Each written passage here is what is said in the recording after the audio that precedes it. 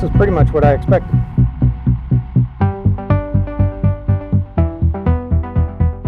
When we're checking, people normally don't come out, and the reason is if they are stealing power, they do not want us to see their face.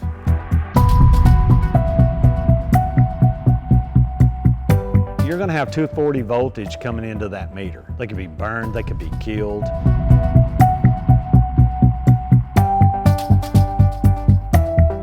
My name is Curtis Melton. I'm the Senior Manager of Revenue Security, so I'm over all the theft of electricity here at Oncor in the state of Texas. Well, there's many ways that we find tampering throughout our system. One being customers notifying us that either a neighbor or they see something that looks funny to them. We work closely with all levels of law enforcement. We also have ways that we find it through data analytics.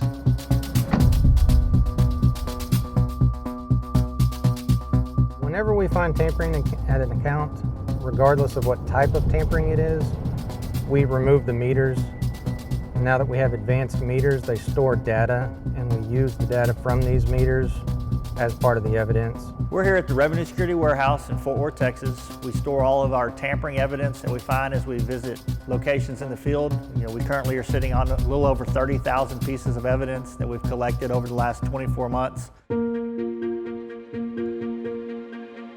They'll use basically anything that will conduct electricity. A lot of what we find is they'll close hangers, pieces of copper wire, knives.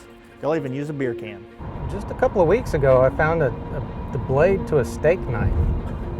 Just the blade, not the handle part or anything, so there was really no safe part of it to grab.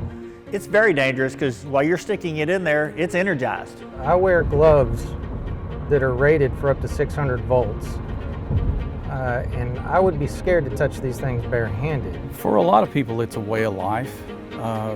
They try to get away with it as long as they can until we catch them. We have analysts that analyze all the data coming from the meters, and we've got some data that is potential for theft, and that's what we're hoping to find here. What I normally like to do is I could get my fingers behind the meter, and you can actually feel if there's a jumper behind the meter. And yeah, there's something behind this meter.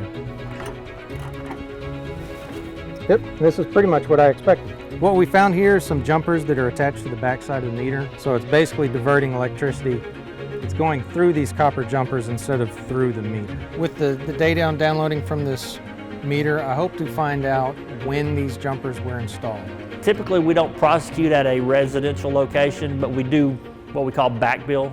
We figure out what you've possibly could have taken in that time period based on what you've used with your past history. There is a tampering fee, and that tampering fee includes, our site visit. If it is more complicated that we've got to call in additional employees, then there is a fee that we add to that customer for that. Again, the big deal is about the safety. It's really not about the money. It's not about revenue. Of course, that is important. But the ultimate end goal is that we keep everybody safe.